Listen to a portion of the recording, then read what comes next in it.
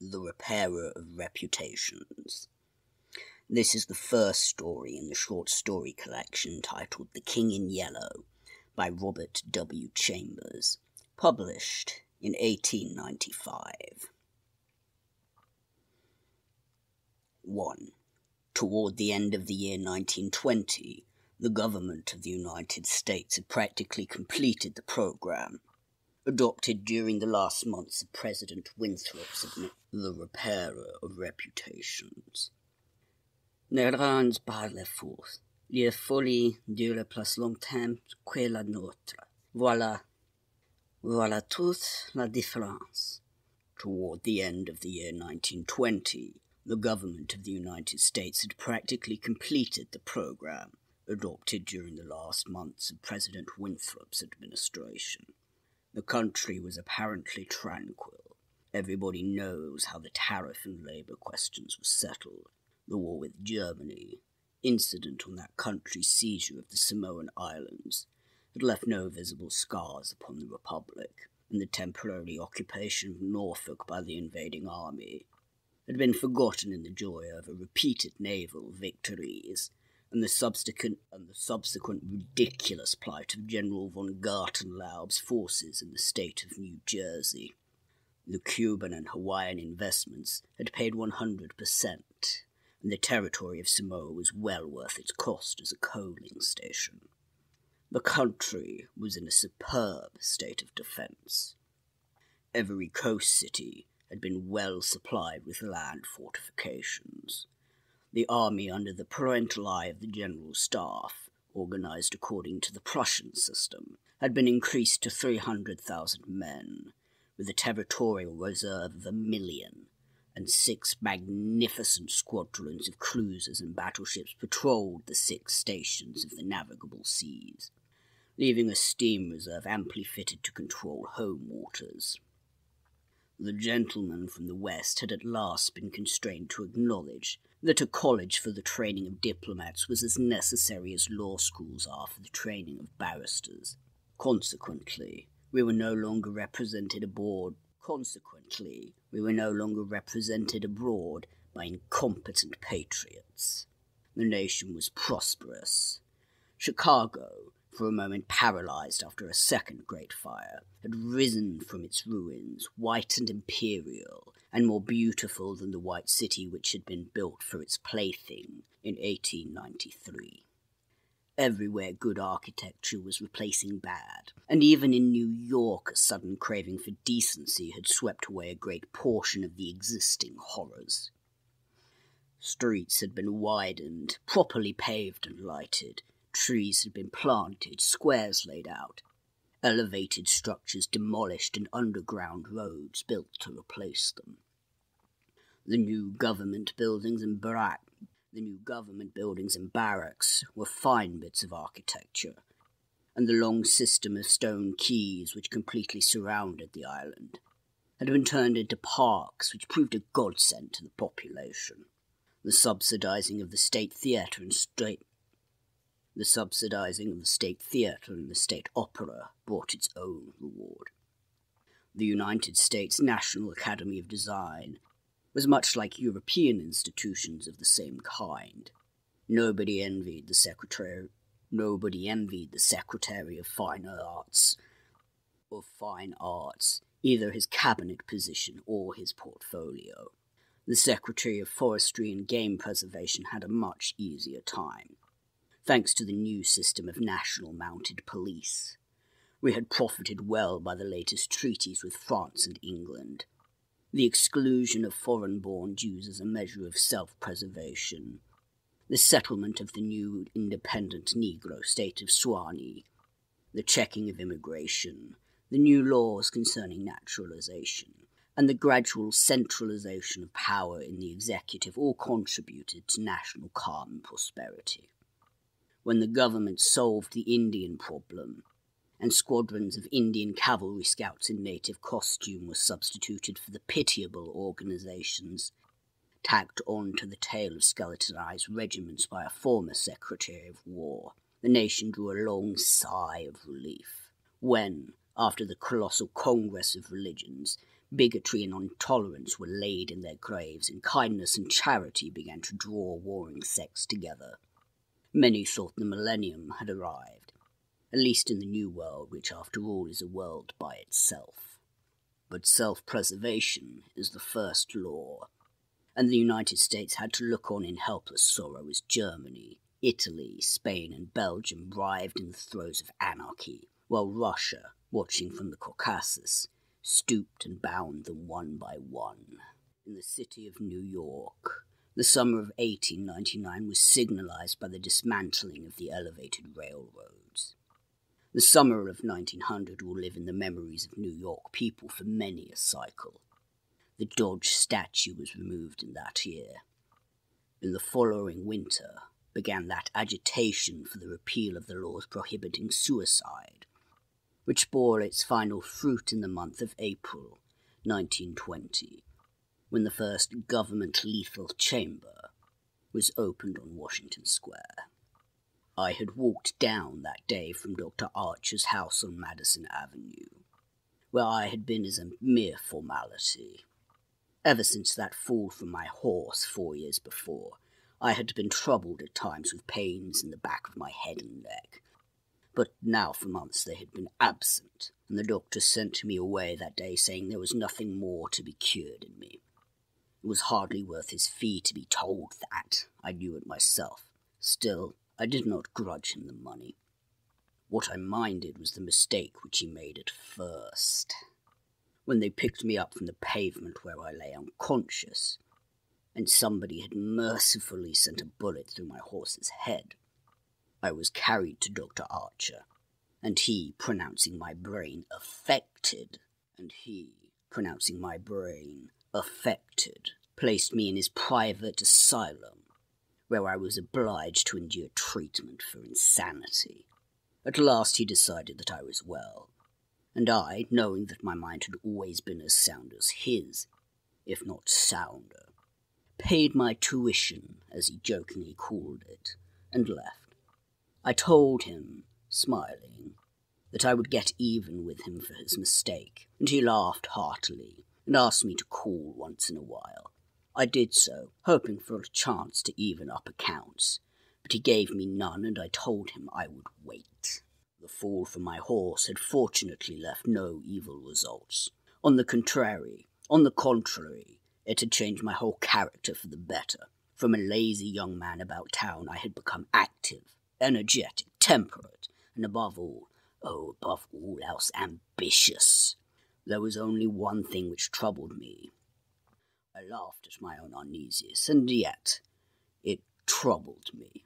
During my convalescence, I had bought and read for the first time The King in Yellow. I remember, after finishing the first act, that it occurred to me I had better stop.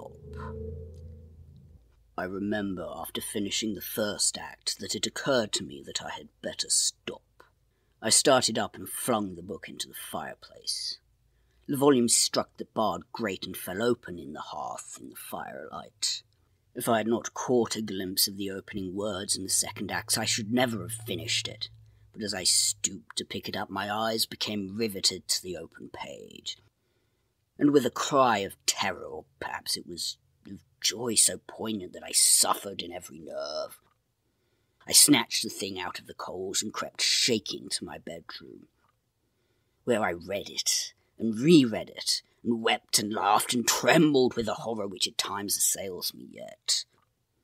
This is the thing that troubles me, for I cannot forget Carcosa, where black stars hang in the heavens, where the shadows of men's thoughts lengthen in the afternoon, when the twin suns sink into the lake of Harley. And my mind will bear forever the memory of the pallid mask.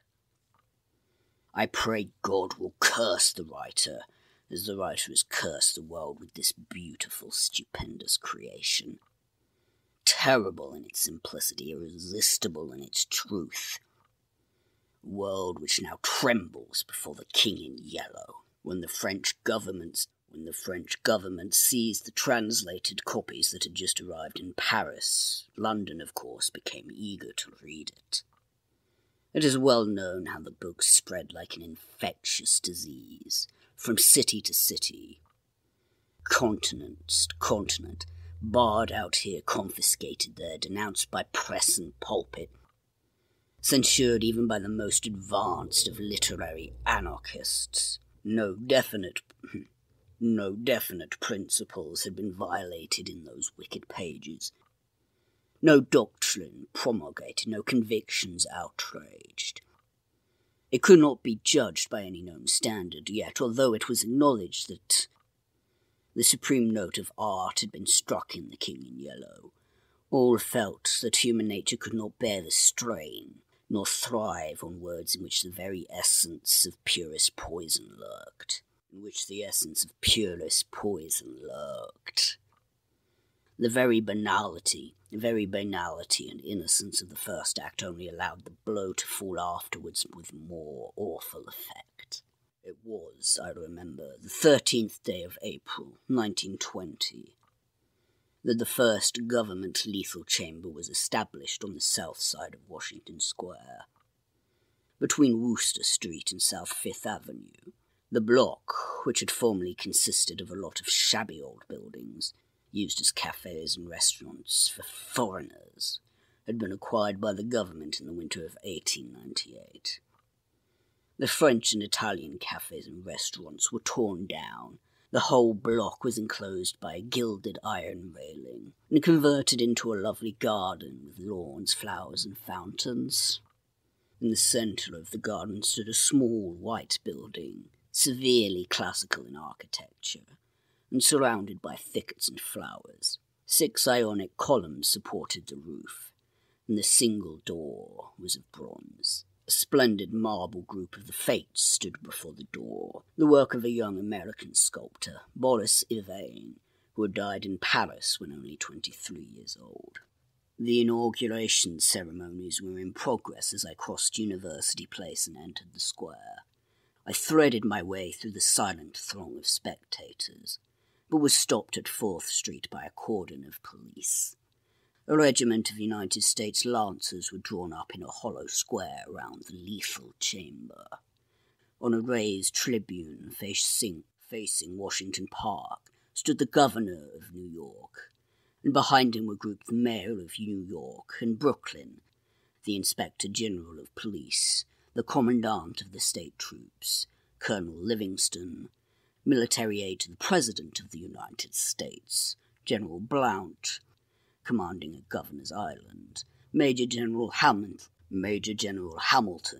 commanding the garrison of New York and Brooklyn, Admiral Buffby of the fleet in the North River, Surgeon General Lansford, the staff of the National Free Hospital, Senators Wise and Franklin of New York, and the Commissioner of Public Works. The tribune was surrounded by a squadron of hussars of the National Guard. The governor was finishing his reply to the short speech of the Surgeon General.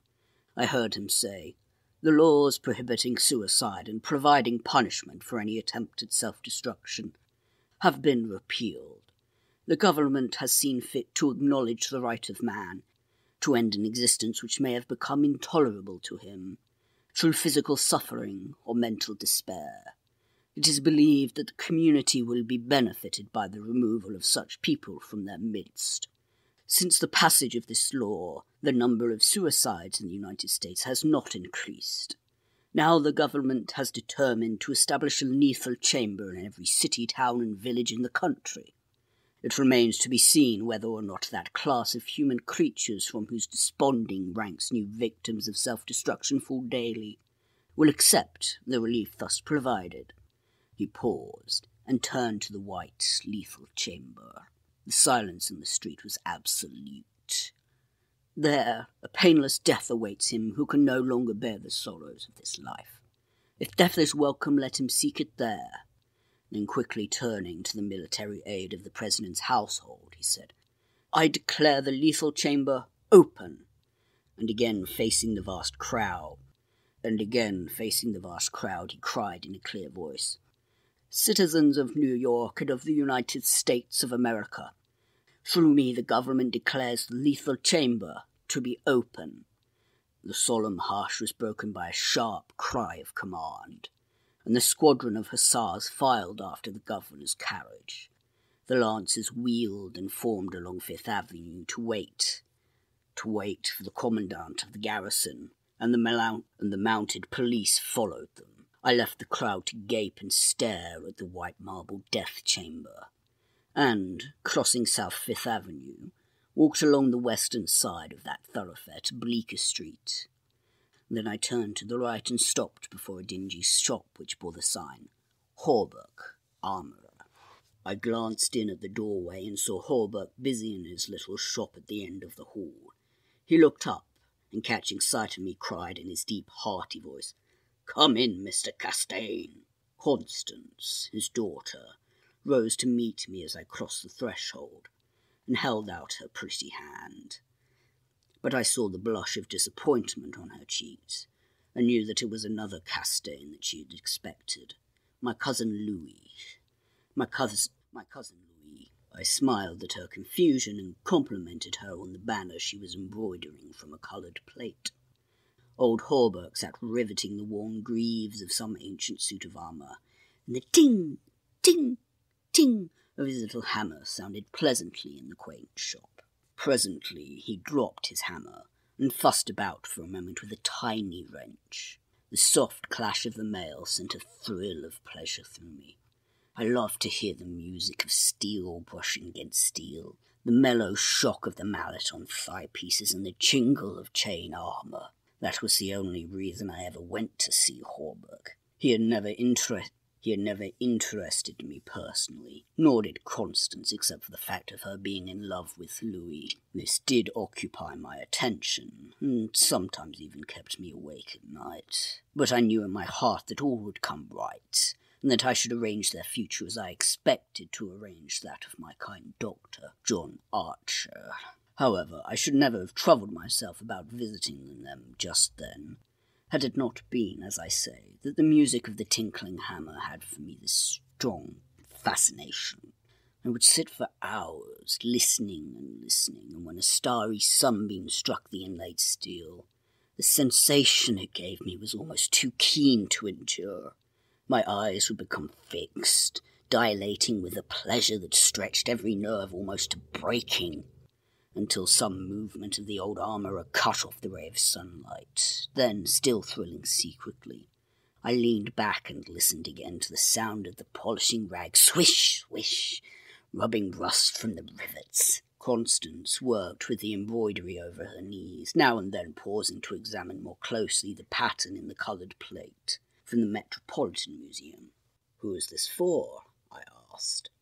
Hawberk explained that in addition to the treasures of armour in the Metropolitan Museum, of which he had been appointed armourer, he also had charge of several collections belonging to rich amateurs. This was the missing greave of a famous suit which a client of his has traced to a little shop in Paris, on the Quai d'Orsay. On the Quai d'Orsay. He, Hawberk, had negotiated for and secured the greave, and now the suit was complete. He laid down his hammer and read me the history of the suit, traced since 1450 from owner till owner, until it was acquired by Thomas Stainbridge. When his superb collection was sold, this client of Hawberk's bought the suit, and since then the search for the missing greave had been pushed until it was, almost by accident, located in Paris. "Did you continue the search so persistently, without any certainty of the greave still being in existence?" I demanded. "Of course," he replied coolly.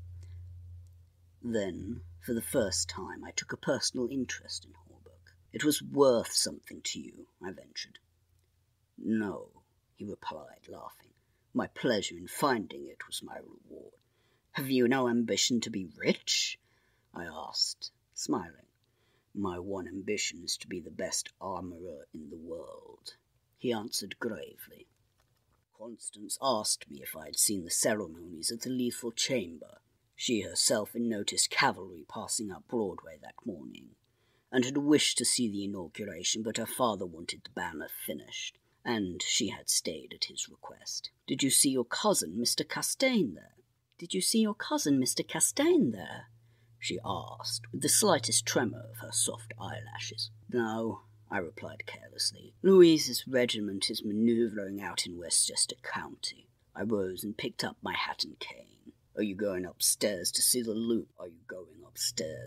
lunatic again?" laughed old Hawberk. If Hawberk knew how I loathe that word lunatic, he would never use it in my presence.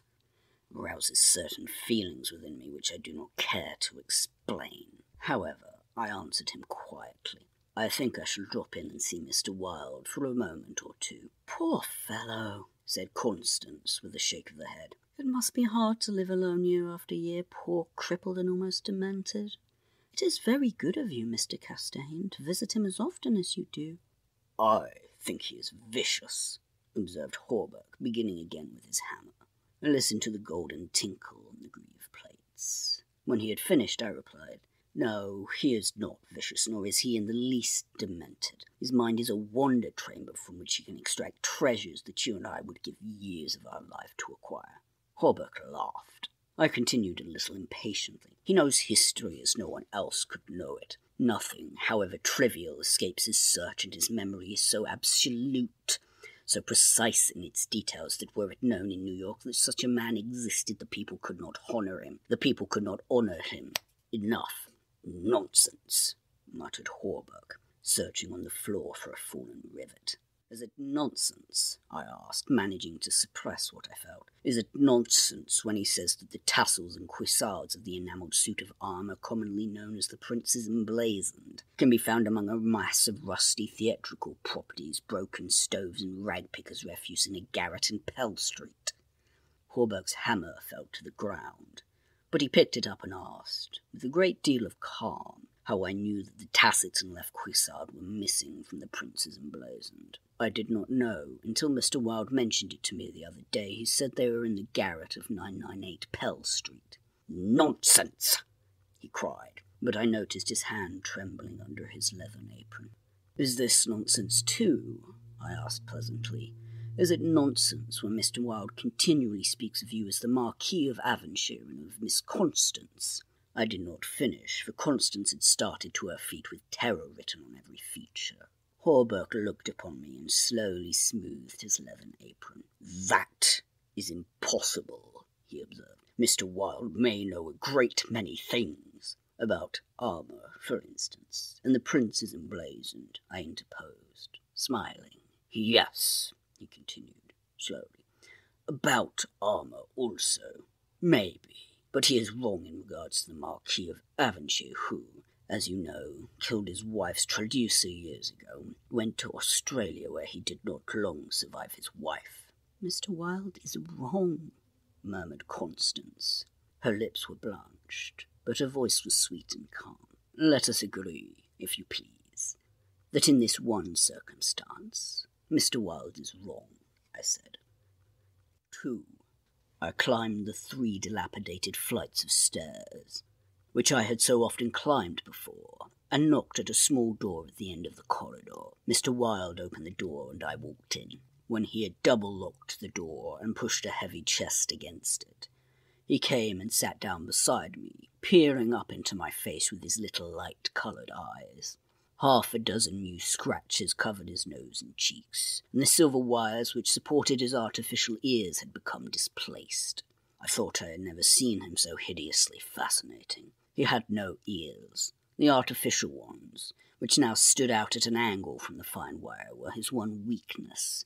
They were made of wax and painted a shell pink, but the rest of his face was yellow. He might better have revelled in the luxury of some artificial fingers for his left hand, which was absolutely fingerless, but it seemed to cause him no inconvenience, and he was very satisfied with his wax ears. He was very small, scarcely higher than a child of 10, but his arms were magnificently developed, and his thighs as thick as any athlete's. Still, the most remarkable thing about Mr. Wilde was that a man of his marvellous intelligence and knowledge should have such a head. It was flat and pointed, like the heads of many of those unfortunates whom people imprison in asylums. It was flat and pointed, like the heads of many of those unfortunates whom people imprison in asylums for the weak-minded. Many called him insane, but I knew him to be as sane as I was. I do not deny that he was eccentric. The mania he had for keeping that cat and teasing her until she flew at his face like a demon, certainly eccentric.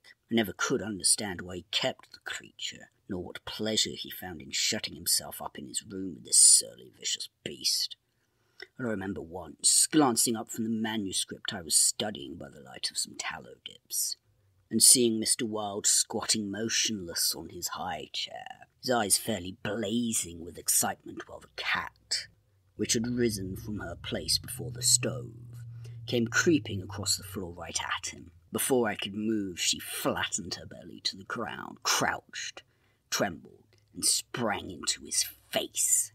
Howling and foaming, they rolled over and over on the floor, scratching and clawing, until the cat screamed and fled under the cabinet, and Mr. Wilde turned over on his back, his limbs contracting and curling up like the legs of a dying spider. He was eccentric. Mr. Wilde had climbed into his high chair, and after studying my face, picked up a dog-eared ledger and opened it.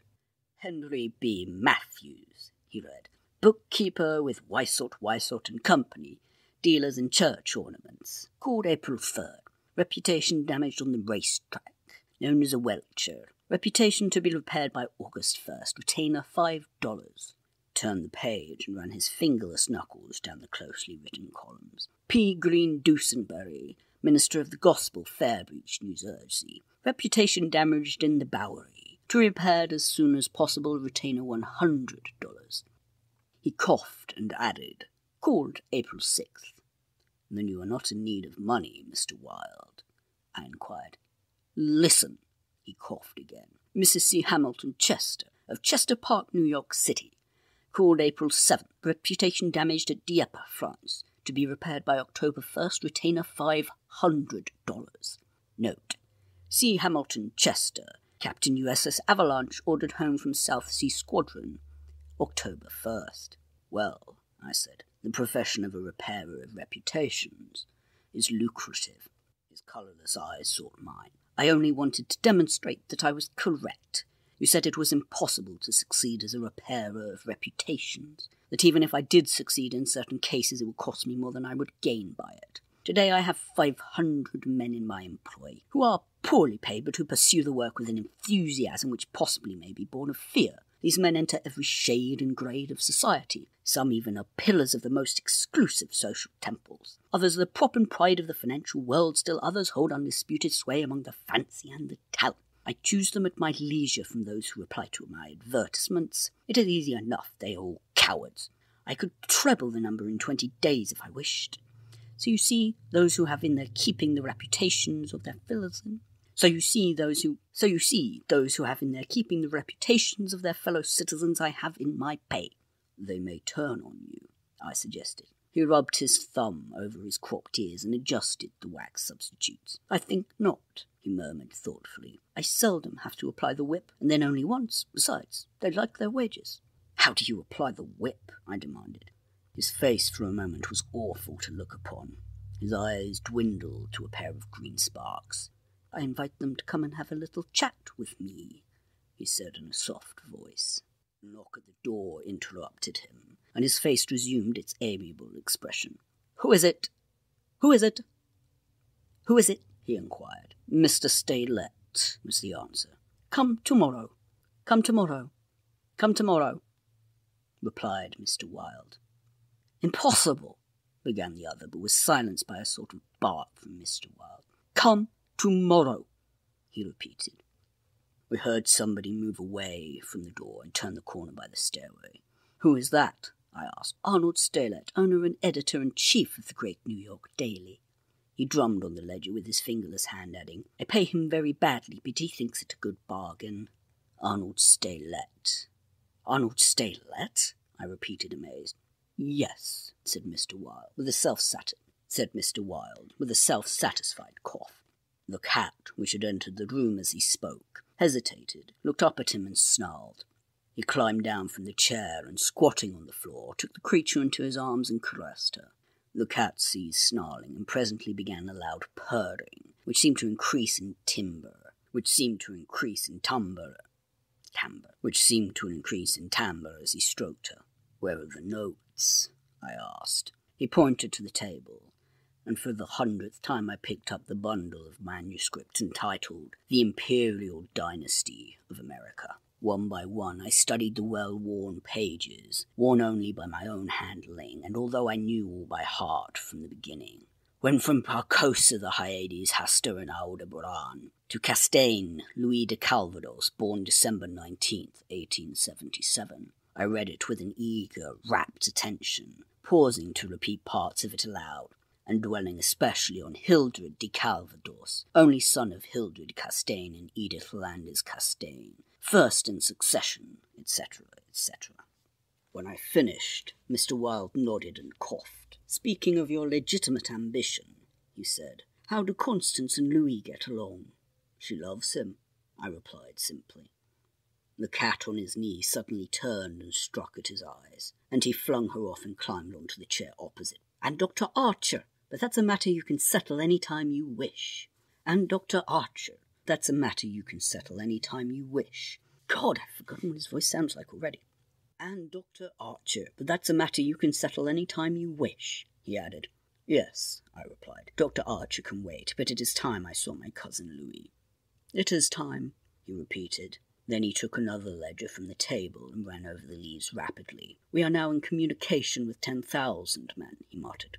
"We can count on 100,000 within the first 28 hours. Within the first 28 hours, and in 48 hours the state will rise en masse. The country follows the state, and the portion that will not, I mean California and the Northwest, might better never have been inhabited. I shall not send them the yellow sign."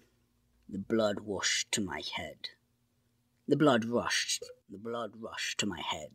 but I only answered, "A new broom sweeps clean." The ambition of Caesar and of Napoleon pales before that which could not rest until it had ceased. The ambition of Caesar and of Napoleon pales before that which could not rest until it had seized the minds of men and had controlled even their unborn thoughts, said Mr. Wilde.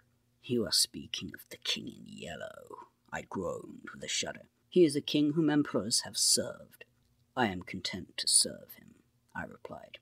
Mr. Wilde sat rubbing his ears with his crippled hand. "Perhaps Constance does not love him," he suggested. I started to reply, but a sudden burst of military music from the street below drowned my voice. The 20th Dragoon Regiment, formerly in garrison at Mount St. Vincent, was returning from the manoeuvres in Westchester County to its new barracks on East Washington Square. It was my cousin's regiment. They were a fine lot of fellows in their pale blue, tight-fitting jackets, jaunty busbies and white riding breeches with a double yellow stripe, into which their limbs seemed moulded. Every other squadron was armed with lances, from the metal points of which fluttered yellow and white pennons. The band passed, playing the regimental march. Then came the colonel and staff, the horses crowding and trampling, while their heads bobbed in unison, and the pennons fluttered from their lance points. The troopers, who rode with the beautiful English seat, looked brown as berries from their bloodless campaign among the farms of Westchester, and the music of their sabres against the stirrups and the jingle of spurs and carbines was delightful to me. I saw Louis riding with his squadron. He was as handsome an officer as I have ever seen. Mr. Wilde, who had mounted a chair by the window, saw him too, but said nothing. Louis turned and looked straight at Hawberk's shop as he passed, and I could see the flush on his brown cheeks. I think Constance must have been at the window when the last troopers had clattered by, and the last pennons vanished into South Fifth Avenue. Mr. Wilde clambered out of his chair and dragged the chest away from the door. "Yes," he said, "it is time that you saw your cousin Louis." He unlocked the door, and I picked up my hat and stick and stepped into the corridor. The stairs were dark. Groping about, I set my foot on something soft, which snarled and spit, and I aimed a murderous blow at the cat, but my cane shivered to splinters against the balustrade. The beast scurried back into Mr. Wilde's room. Passing Hawberk's door again, I saw him still at work on the armour, but I did not stop, and stepping out into Bleecker Street, I followed it to Worcester, skirted the grounds of the Lethal Chamber, and crossing Washington Park, went straight to my rooms in the Benedict. Here I lunched comfortably, read the Herald and the Meteor, and finally went to the steel safe in my bedroom and set the time combination. The 3 3/4 minutes which it is necessary to wait, while the time lock is opening, are to me golden moments. Instant I set the combination. To the moment when I grasp the knobs and swing back the solid steel doors, I live in an ecstasy of expectation. Those moments must be like moments passed in paradise. I know what I am to find at the end of my time limit. I know what the massive safe holds secured for me alone, and the exquisite pleasure of waiting is hardly enhanced when the safe opens, and I lift from its velvet crown a diadem of purest gold, blazing with diamonds. I do this every day, and yet the joy of waiting, and at last touching again the diadem, only seems to increase as the days passed. It is a diadem fit for a king among kings, an emperor among emperors. The king in yellow might scorn it, but it shall be worn by his royal servant. I held it in my arms until the alarm in the safe rang harshly, and then tenderly, proudly, I replaced it and shut the steel doors. I walked slowly back into my study, which faces Washington Square, and leaned on the windowsill. The afternoon sun poured into my windows, and a gentle breeze stirred the branches of the elms and maples in the park, now covered with buds and tender foliage. A flock of pigeons circled about the tower of the memorial church, sometimes alighting on the purple-tiled roof, sometimes wheeling downwards to the lotus fountain in front of the marble arch. The gardeners were busy with the flower beds around the fountain, and the freshly turned earth smelled sweet and spicy. A lawn-mower, drawn by a fat white horse, clinked across the green sward, and watering carts poured showers of spray over the asphalt drives. Around the statue of Peter Stuyvesant, which in 1897 had replaced the monstrosity supposed to represent Garibaldi, children played in the spring sunshine, and nurse girls wheeled elaborate baby carriages with a reckless disregard for the pasty-faced occupants, which could probably be explained by the presence of a half-dozen trim dragoon troopers languidly lolling on the benches. Through the trees, the Washington Memorial Arch glistened like silver in the sunshine, and beyond, on the eastern extremity of the square, the grey stone barracks of the dragoons and the white granite artillery stables were alive with colour and motion. I looked at the lethal chamber on the corner of the square opposite. A few curious people still lingered about the gilded iron railing, but inside the grounds the paths were deserted. I watched the fountains ripple and sparkle. The sparrows had already found this new bathing nook, and the basins were covered with the dusty feathered little things. 2 or 3 white peacocks picked their way across the lawns, and a drab-coloured pigeon sat so motionless on the arm of one of the fates that it seemed to be a part of the sculptured stone. As I was turning carelessly away, a slight commotion in the group of curious loiterers around the gates attracted my attention. A young man had entered, and was advancing with nervous strides along the gravel path which leads to the bronze doors of the lethal chamber. He paused a moment before the fates, and as he raised his head to those 3 mysterious faces, the pigeon rose from its sculptured perch, circled about for a moment, and wheeled to the east. The young man pressed his hand to his face, and then with an undefinable gesture sprang up the marble steps. The bronze doors closed behind him, and half an hour later the loiterers slouched away, and the frightened pigeon returned to its perch in the arms of fate. I put on my hat and went out into the park for a little walk before dinner. As I crossed the central driveway, a group of officers passed, and one of them called out, "Hello, Hildred," and came back to shake hands with me. It was my cousin Louis, who stood smiling and tapping his spurred heels with his riding whip. "Just back from Westchester," he said. "Been doing the bucolic. Milk and curds, dairy maids and sunbonnets who say, 'Hi-oh,' and I don't think when you tell them they are pretty. I'm nearly dead for a square meal at Delmonico's. What's the news?" "There is none," I replied pleasantly. I saw your regiment coming in this morning. Did you? I didn't see you. Where were you? In Mr. Wilde's window. Oh, hell, he began impatiently. That man is stark mad. I don't understand why you... He saw how annoyed I felt by this outburst and begged my pardon. Really, old chap, he said, I don't mean to run down a man you like, but for the life of me I can't see what the deuce you find in common with Mr. Wilde. He's not well bred, to put it generously. He is hideously deformed. His head is the head of a criminally insane person. You know yourself he's been in an asylum. He's been in an asylum. He's been in an asylum. So have I interrupted calmly. Louis looked startled and confused for a moment, but recovered and slapped me heartily on the shoulder. You were completely cured, he began, but I stopped him again. I suppose you mean that I was simply acknowledged never to have been insane. Of course that's what I meant, he laughed. I disliked his laugh because I knew it was forced, but I nodded gaily and asked him where he was going. Louis looked after his brother's officers, who had now almost reached Broadway. We had intended to sample a Brunswick cocktail, but to tell you the truth, I was anxious for an excuse to go and see Hawberk instead. Come along, I'll make you my excuse. We found old Hawberk, neatly attired in a fresh spring suit, standing at the door of his shop and sniffing the air. I had just decided to take Constance for a little stroll before dinner. He replied to the impetuous volley of questions from Louis. We thought of walking on the park terrace along the North River. At that moment Constance appeared and grew pale and rosy by turns as Louis bent over her small gloved fingers. I tried to excuse myself, alleging an engagement uptown, but Louis and Constance would not listen, and I saw I was expected to remain and engage old Hawberk's attention. After all, it would be just as well if I kept my eye on Louis, I thought. When they hailed a Spring Street horse car, I got in after them and took my seat beside the armourer. The beautiful line of parks and granite terraces overlooking the wharves along the North River, which were built in 1910 and finished in the autumn of 1917, had become one of the most popular promenades in the metropolis.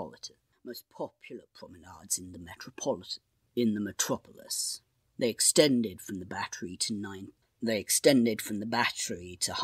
190th Street, overlooking the noble river and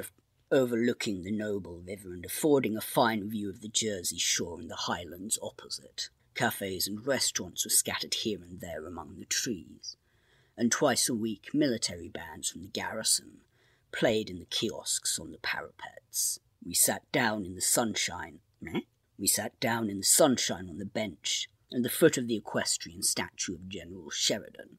Constance tipped her sunshade to shield her eyes, and she and Louis began a murmuring conversation which was impossible to catch. Old Hawberk, leaning on his ivory-headed cane, lighted an excellent cigar, the mate to which I politely refused, and smiled at vacancy. The sun hung low above the Staten Island woods, and the bay was dyed with golden hues reflected from the sun-warmed sails of the shipping in the harbour. Brigs, schooners, yachts, clumsy ferryboats, the decks swarming with people, railroad transports carrying lines of brown, blue and white freight cars, stately sound steamers, de-class tramp steamers, coasters, dredgers, scows, and everywhere pervading the entire bay, impudent little tugs puffing and whistling officiously. These were the craft which churned the sunlight waters as far as the eye could reach. In calm contrast to the hurry of sailing vessel and steamer, a silent fleet of white warships lay motionless in midstream. Constance's merry laughter roused me from my reverie. "What are you staring at?" she inquired. "Nothing. The fleet," I smiled. Then Louis told us what the vessels were, pointing out each by its relative position to the old red fort on Governor's Island. "That little cigar-shaped thing is a torpedo boat," he explained. "There are 4 more lying close together. They are the Tarpon, the Falcon, the Sea Fox, and the Octopus. The gunboats just above are the Princeton, the Champlain, and the Stillwater, and the Erie. Next to them lie the cruisers Farragut and Los Angeles, and above them the battleships California and Dakota, and the Washington, which is the flagship. Those 2 squatty-looking chunks of metal which are anchored there off Castle William are the double-turreted monitors Terrible and magnificent. Behind them lies the ram Osceola. Constance looked at him with deep approval in her beautiful eyes.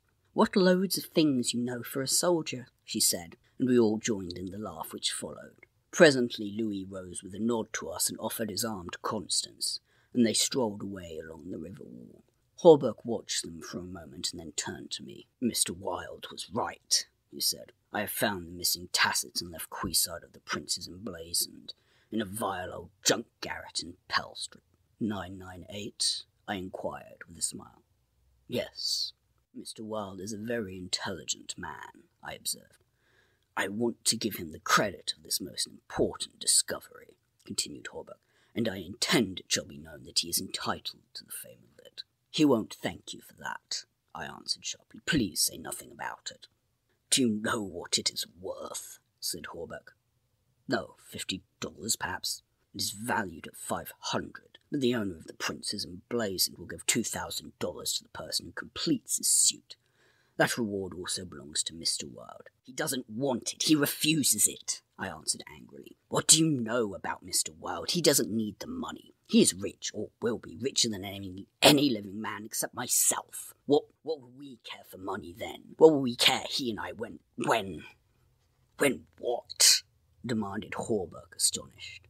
"You will see," I replied, on my guard again. He looked at me narrowly, much as Dr. Archer used to, and I knew he thought I was mentally unsound. Perhaps it was fortunate for him that he did not use the word lunatic just then. "No," I replied to his unspoken thought. "I am not mentally weak. My mind is as healthy as Mr. Wilde's. I do not care to explain just yet what I have on hand. But it is an investment which will pay more than mere gold, silver, and precious stones. It will secure the happiness and prosperity of a continent. Yes, a hemisphere, said Hawberk. And eventually, I continued more quietly, it will secure the happiness of the whole world. And incidentally, your own happiness and prosperity as well as Mr. Wilde's." "Exactly," I smiled, "but I could have throttled him for taking that tone."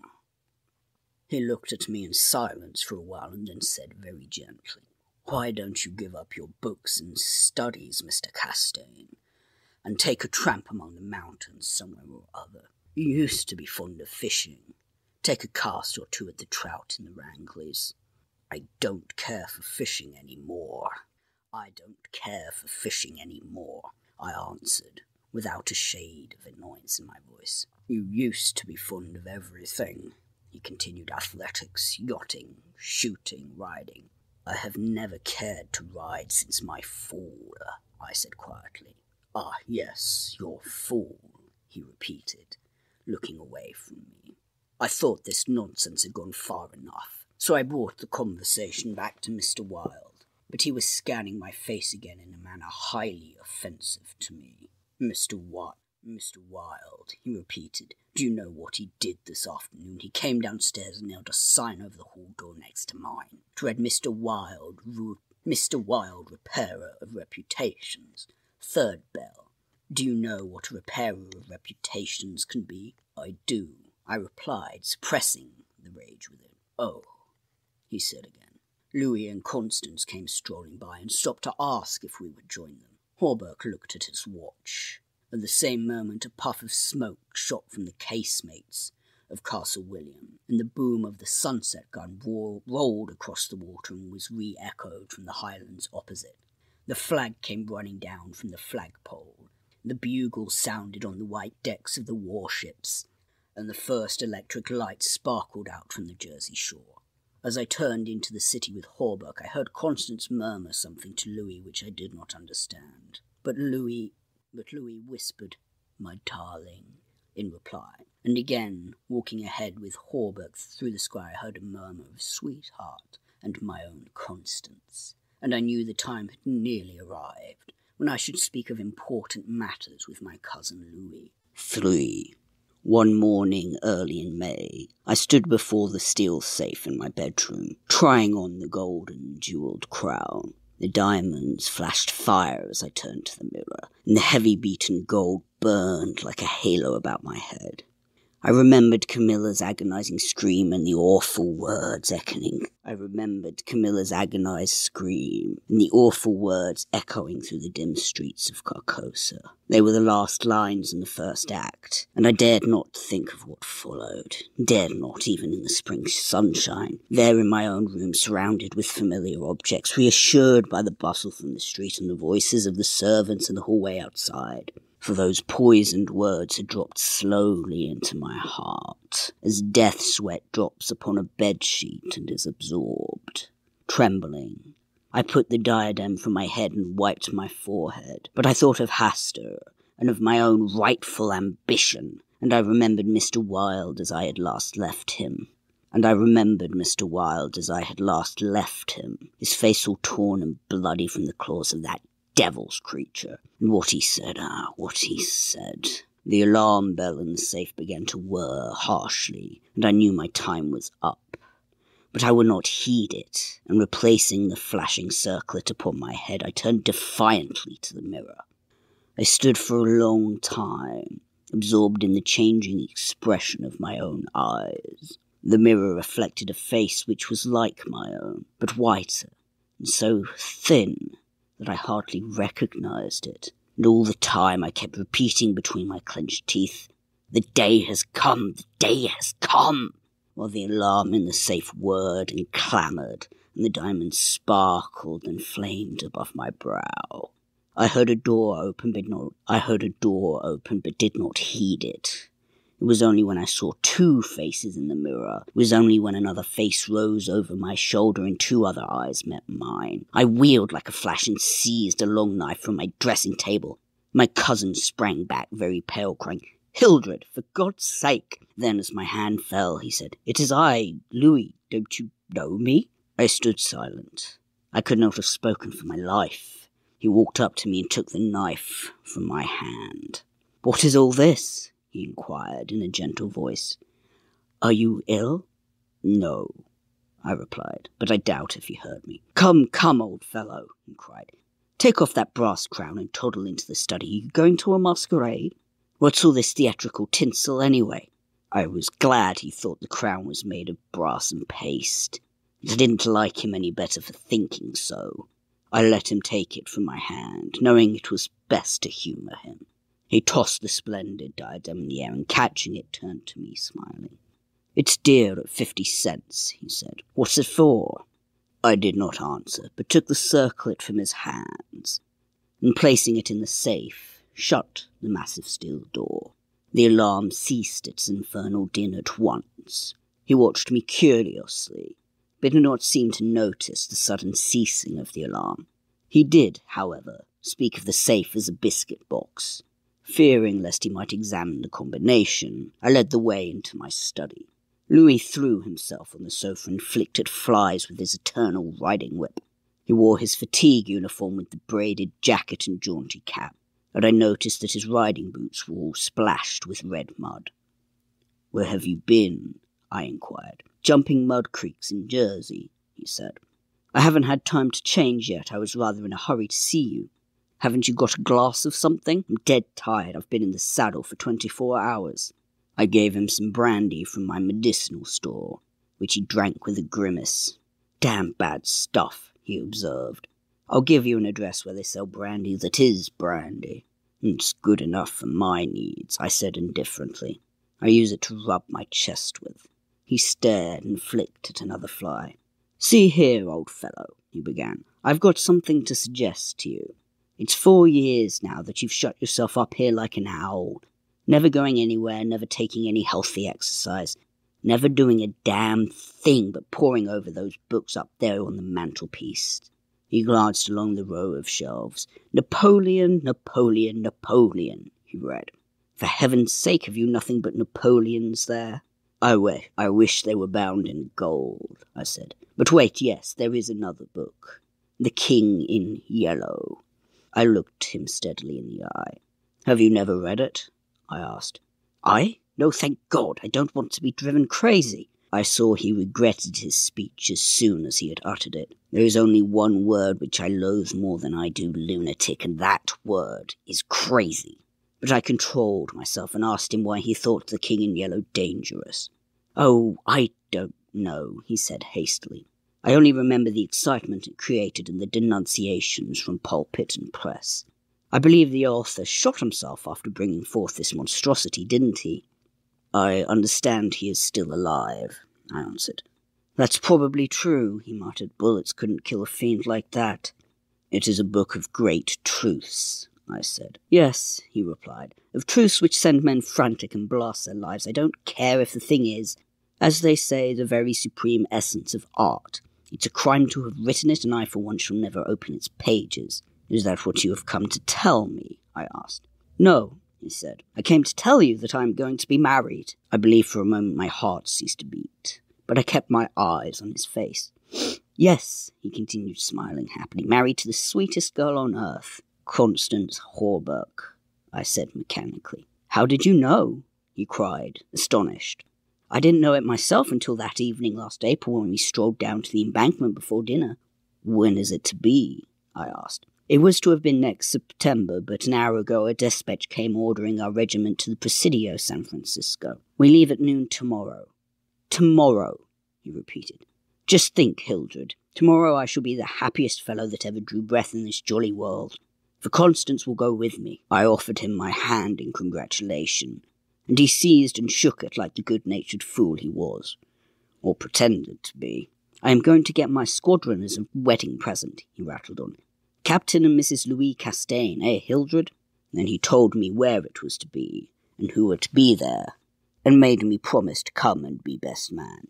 I set my teeth and listened to his boyish chatter without showing what I felt, but I was getting to the limit of my endurance, and when he jumped up, and switching his spurs till they jingled, said he must go, I did not detain him.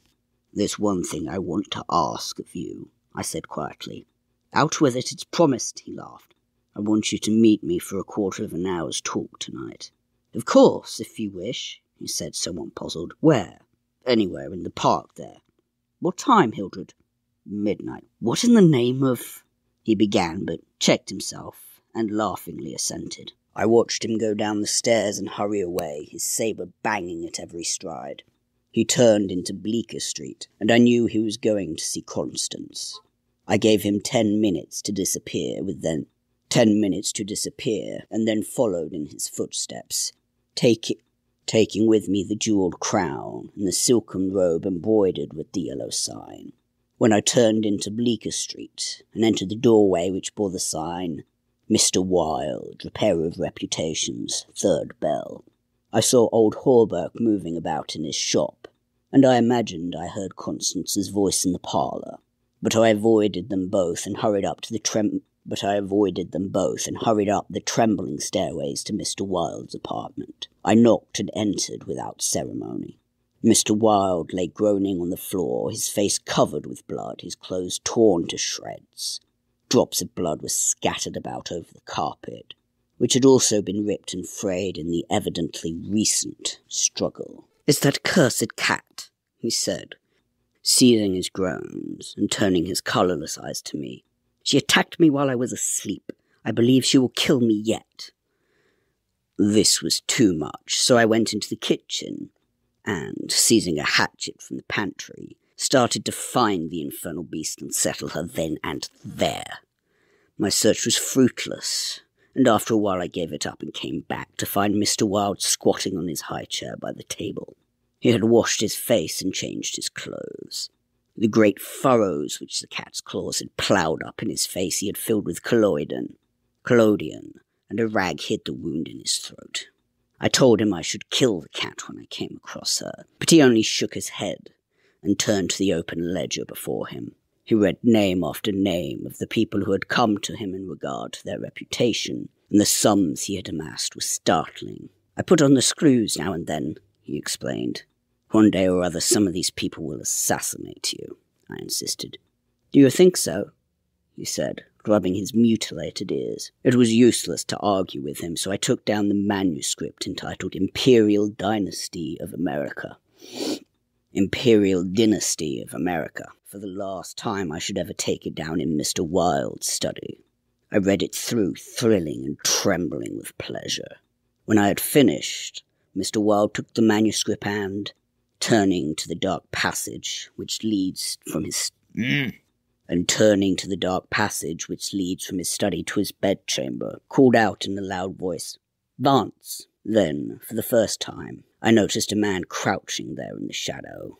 How I had overlooked him during my search for the cat, I cannot imagine. "Vance, come in!" cried Mr. Wilde.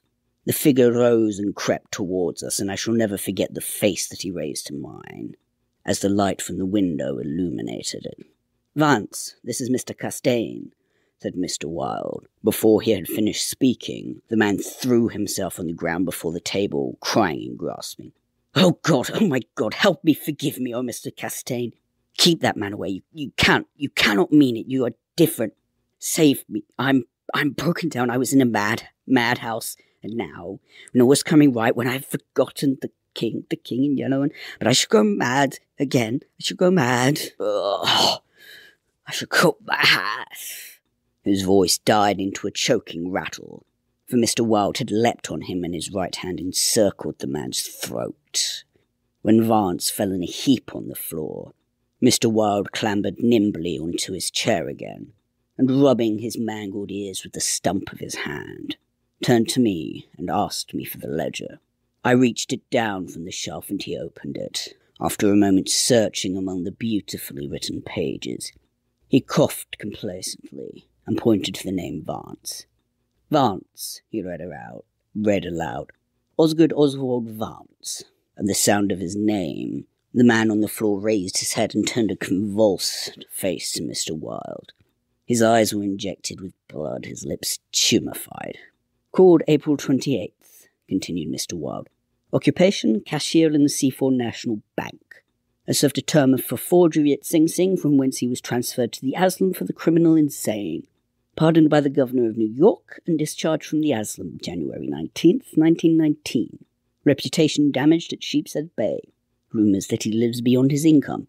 Reputation to be repaired at once. Retainer $1,500. Note: has embezzled sums amounting to $30,000 since March 20th, 1919.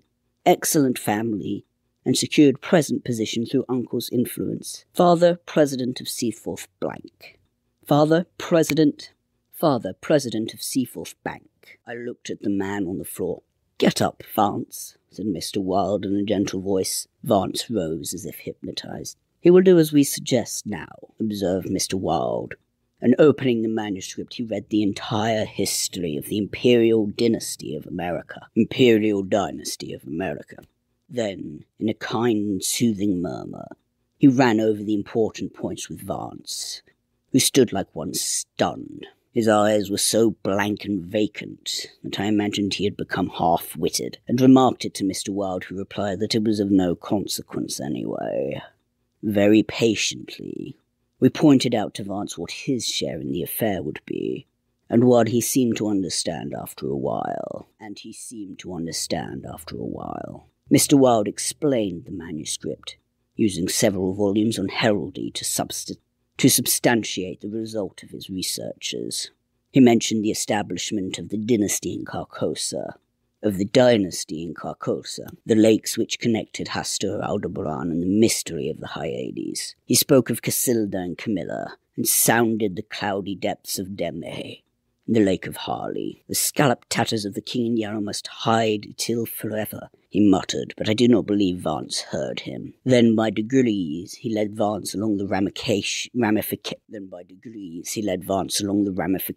of the imperial family, to Uort and Thale, from now Talbot and Phantom of Truth to Aldoni's, and then tossing aside his manuscripts and notes, he began the wonderful story of the last king. Fascinated and thrilled, I watched him. He threw up his head, his long arms were stretched out in a magnificent gesture of pride and power, and his eyes blazed deep in their sockets like two emeralds. Vance listened, stupefied. As for me, when at last Mr. Wilde had finished and pointing to me cried, "The cousin of the king!" my head swam with excitement. Controlling myself with a superhuman effort, I explained to Vance why I alone was worthy of the crown, and why my cousin must be exiled or die. I made him understand that my cousin must never marry, even after renouncing all his claims, and how that least of all he should marry the daughter of the Marquis of Avonshire and bring England into the question. I showed him a list of thousands of names which Mr. Wilde had drawn up. Every man whose name was there had received the yellow sign which no living human being dared disregard. The city, the state, the whole land were ready to rise and tremble before the pallid mask. The time had come the people should know the son of Hastur, and the whole world bowed to the black stars which hang in the sky over Carcosa. Vance leaned on the table, his head buried in his hands. Mr. Wilde drew a rough sketch on the margin of yesterday's Herald with a bit of lead pencil. It was a plan of Hawberk's rooms. Then he wrote out the order and affixed the seal, and shaking like a palsied man, I signed my first writ of execution with my name Hildred Rex. Mr. Wilde clambered to the floor and, unlocking the cabinet, took a long square box from the first shelf. This he brought to the table and opened. A new knife lay in the tissue paper inside, and I picked it up and handed it to Vance, along with the order and the plan of Hawberk's apartment. Then Mr. Wilde told Vance he could go, and he went, shambling like an outcast of the slums. I sat for a while watching the daylight fade behind the square tower of the Judson Memorial Church, and finally, gathering up the manuscript and notes, took my hat and started for the door. Mr. Wilde watched me in silence. When I had stepped into the hall, I looked back. Mr. Wilde's small eyes were still fixed on me. Behind him, the shadows gathered in the fading light. Then I closed the door behind me and went out into the darkening streets. I had eaten nothing since breakfast, but I was not hungry. A wretched, half-starved creature who stood looking across the street at the lethal chamber noticed me and came up to tell me a tale of misery. I gave him money, I don't know why, and he went away without thanking me. An hour later, another outcast approached and whined his story. I had a blank bit of paper in my pocket, on which was traced the yellow sign, and I handed it to him. He looked at it stupidly for a moment, and then with an uncertain glance at me, folded it with what seemed to me exaggerated care, and placed it in his bosom. The electric lights were sparkling among the trees, and the new moon shone in the sky above the lethal chamber. It was tiresome waiting in the square. I wandered from the marble arch to the artillery stables, and back again to the lotus fountain. The flowers and grass exhaled a fragrance which troubled me. The jet of the fountain played in the moonlight, and the musical splash of falling drops reminded me of the tinkle of chained mail in Hawberk's shop. But it was not so fascinating, and the dull sparkle of the moonlight on the water brought no such sensations of exquisite pleasure as when the sunshine played over the polished steel of a corselet on Hawberk's knee. I watched the bats darting and turning above the water plants in the fountain basin, where their rapid, jerky flight set my nerves on edge, and I went away again to walk aimlessly to and fro among the trees. The artillery stables were dark, but in the cavalry barracks the officers' windows were brilliantly lighted, and the sally port was constantly filled with troopers in fatigue, carrying straw and harness, and baskets filled with tin dishes. Twice the mounted sentry at the gates was changed while I wandered up and down the asphalt walk. I looked at my watch. It was nearly time. The lights in the barracks went out one by one. The barred gate was closed, and every minute or two an officer passed in through the side wicket, leaving a rattle of accoutrements and a jingle of spurs on the night air. The square had become very silent. The last homeless loiterer had been driven away by the grey-coated park policeman. The car tracks along Wooster Street were deserted, and the only sound which broke the stillness was the stamping of the sentry's horse and the ring of his sabre against the saddle pommel. In the barracks, the officers' quarters were still lighted, and military servants passed and repassed before the bay windows. 12 o'clock sounded from the new spire of St. Francis Xavier, and at the last stroke of the sad-toned bell, a figure passed through the wicket beside the portcullis, returned the salute of the sentry, and crossing the street entered the square and advanced towards the Benedick apartment house. Louis, the man, pivoted on his The man pivoted on his spurred heels and came straight toward me. "Is that you, Hildred?" "Yes, you are on time." I took his offered hand, and we strolled towards the lethal chamber. He rattled on about his wedding and the graces of Constance, and their future prospects, calling my attention to his captain's shoulder straps, and the triple gold arabesque on his sleeve and fatigue cap. I believe I listened as much to the music of his spurs and sabre as I did to his boyish babble. And at last we stood under the elms on the 4th Street corner of the square opposite the lethal chamber. Then he laughed and asked me what I wanted with him. I motioned him to a seat on a bench under the electric light, and sat down beside him. He looked at me curiously, with that same searching glance in which I hate and fear so in doctors. I felt the insult of his look, but he did not know it, and I carefully concealed my feelings. "Well, old chap," he inquired, "what can I do for you?" I drew from my pocket the manuscript and notes of the Imperial Dynasty of America, of the Imperial Dynasty of America, and looking him in the eye, said, "I will tell you, on your word as a soldier. Promise me to read this manuscript from beginning to end, without asking me a question. Promise me to read these notes in the same way, and promise me to listen to what I have to tell later." "I promise, if you wish it," he said pleasantly. "Give me the paper, Hildred." He began to read, raising his eyebrows with a puzzled, whimsical air, which made me tremble with suppressed anger. As he advanced, his eyebrows contracted and his lips seemed to form the word rubbish. Then he looked slightly bored, but apparently for my sake read, with an attempt at interest, which presently ceased to be an effort. He started when in the closely written pages he came to his own name, and when he came to mine, he lowered the paper and looked sharply at me for a moment. But he kept his word and resumed his reading, and I let the half-formed question die on his lips unanswered. When he came to the end and read the signature of Mr. Wilde, he folded the paper carefully and returned it to me. I handed him the notes, and he settled back, pushing his fatigue cap up to his forehead, with a boyish gesture which I remembered so well from in school. I watched his face as he read. When he finished, I took the notes with the manuscript and placed them in my pocket. Then I unfolded a scroll marked with the yellow sign. He saw the sign, but he did not seem to recognize it, and I called his attention to it somewhat sharply. "Well," he said, "I see it. What is it?" "It is the yellow sign," I said angrily. "Oh, that's it, is it?"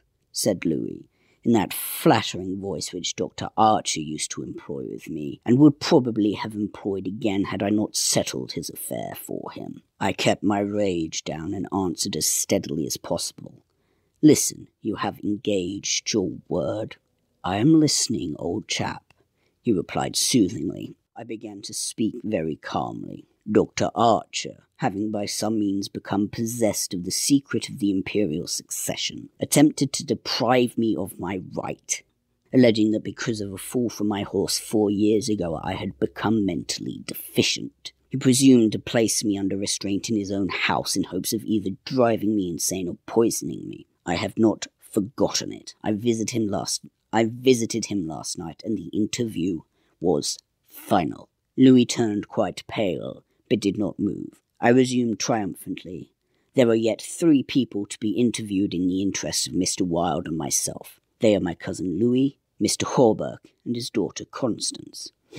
Louis sprang to his feet, and I arose also, and flung the paper marked with the yellow sign to the ground. "Oh, I don't need that to tell you what I have to say," I cried with a laugh of triumph. "You must renounce the crown to me. Do you hear? To me."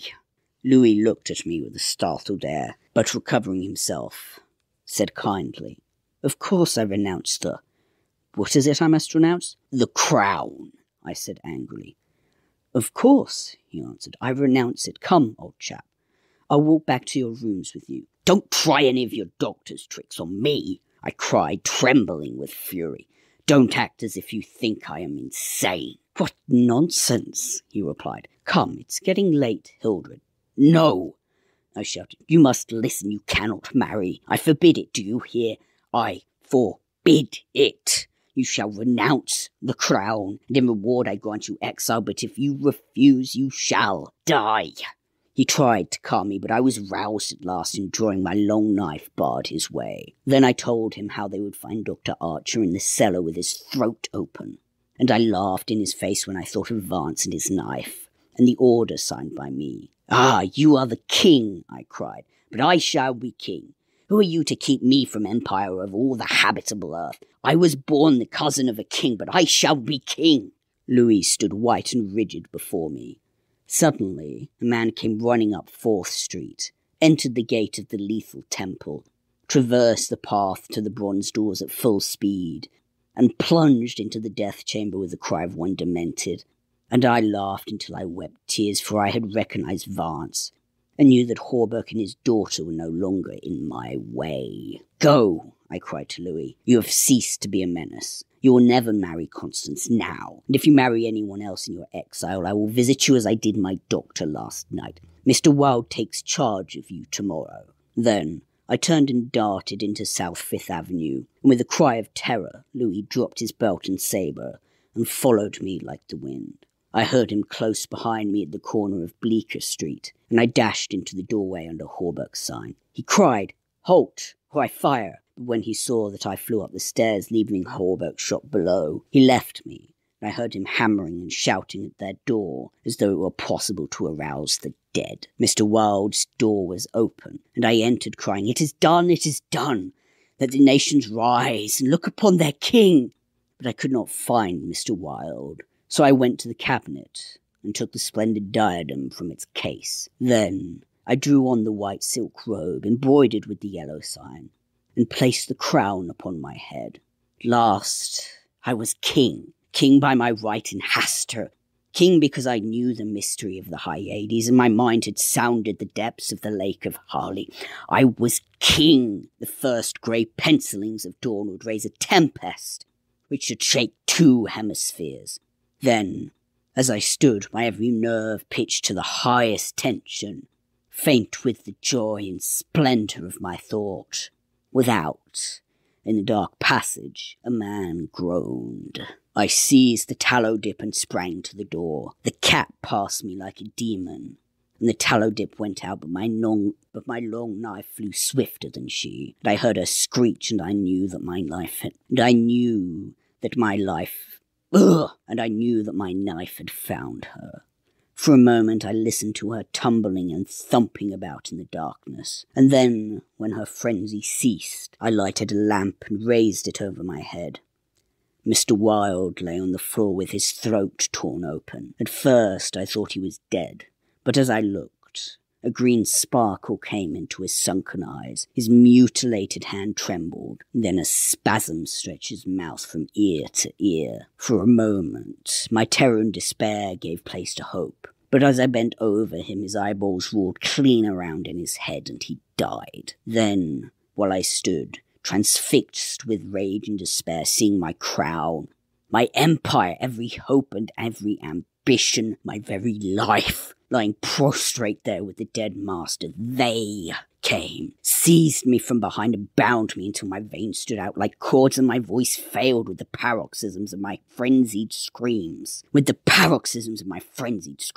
But I still raged, bleeding and infuriated among them, and more than one policeman felt my sharp teeth. Then, when I could no longer move, they came nearer. I saw old Hawberk, behind him my cousin Louis's ghastly face, and farther away in the corner, a woman, Constance, weeping softly. "Ah, I see it now," I shrieked. "You have seized the throne in the empire. Woe! Woe to you who are crowned with the crown of the king in yellow." Editor's note: Mr. Castaigne died yesterday in the asylum for the criminal insane.